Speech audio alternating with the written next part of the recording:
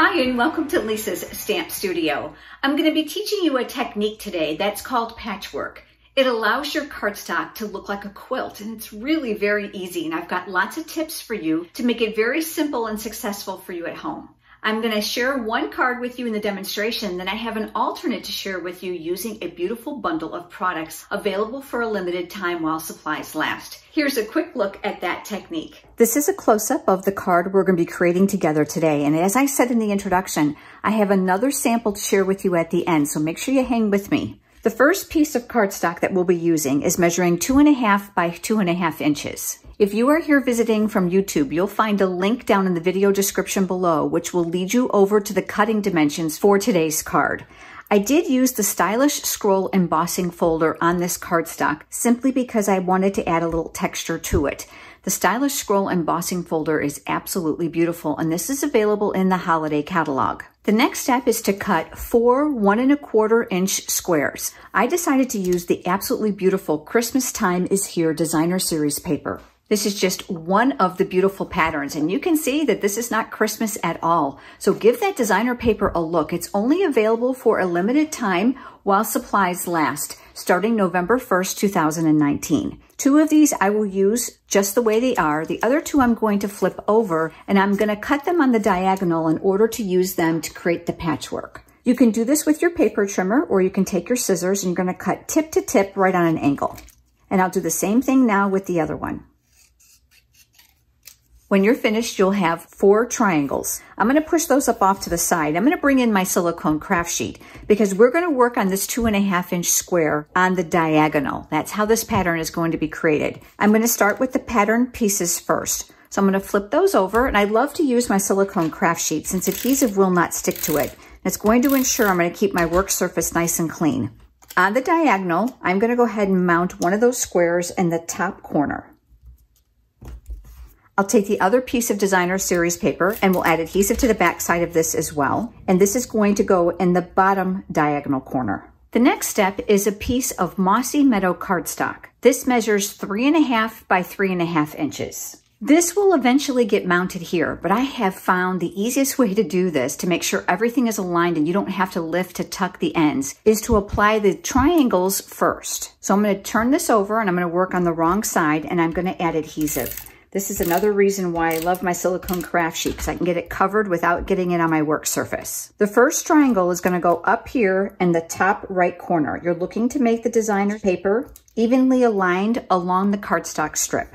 I'm going to take the next triangle and I'll add adhesive to the back of this as well. This is going to get aligned here in the bottom right-hand corner. You want to make sure that these edges are as perfectly aligned as possible. And then what we're going to do is we're going to turn this square, and we'll repeat this process on this side.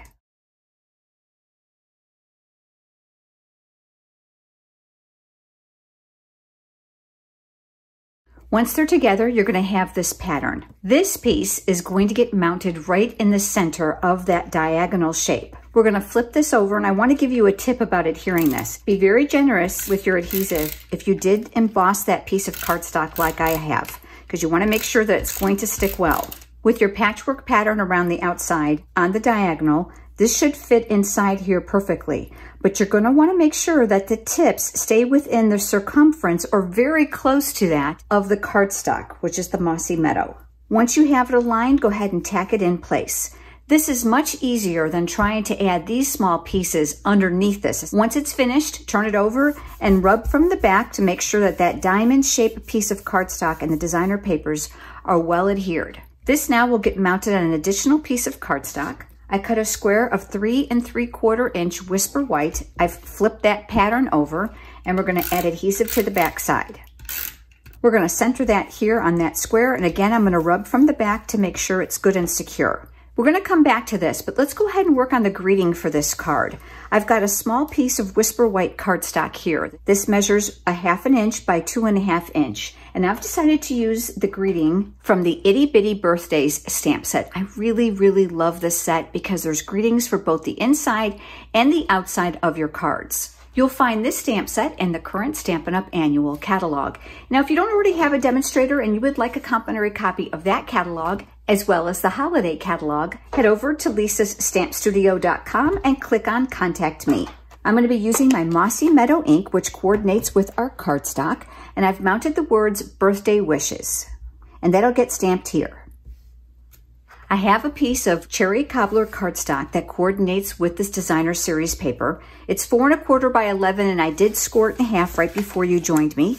I'll be using my bone folder for that nice crisp edge on the fold, and I'm going to adhere this pattern near the top. Now, we're going to talk about decorating here in the center in just a moment. I'm going to be using my full-size dimensionals. Now, because this panel is rather large, I'm going to recommend that you use one in each of the 4 corners, and that you also place one in the center to help balance out that panel.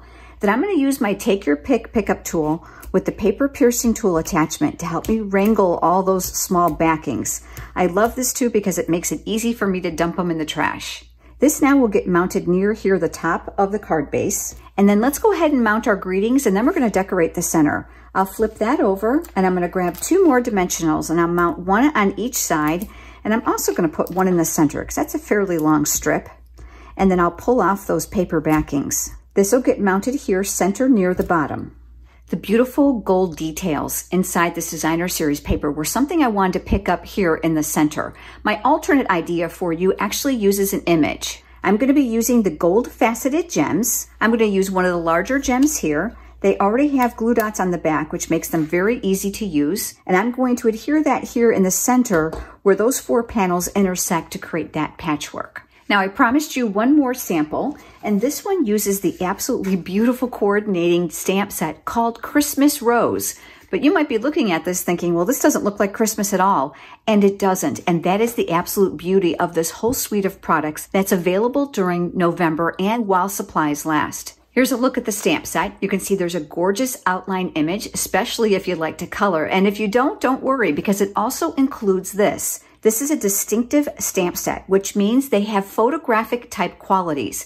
These images fill in the outline image stamp, making it super easy to use. There are Christmas greetings included, which is why I brought in the Itty Bitty Birthday set to use this rose. I stamped the rose, I cut it out, and a couple of the leaves, and I used it here on the center of my card. The greeting here has been embossed in white embossing powder. So that's really the only difference, is the focal point on these and just how I did the greeting. Exact same suite of products. So the designer paper and the stamps are included, as well as the dies. You'll be able to check out those products under the specials at lisasstampstudio.com. If you have enjoyed today's video, please give it a thumbs up here on YouTube, which is a like. It certainly helps. And I look forward to seeing you next time. Have a great day.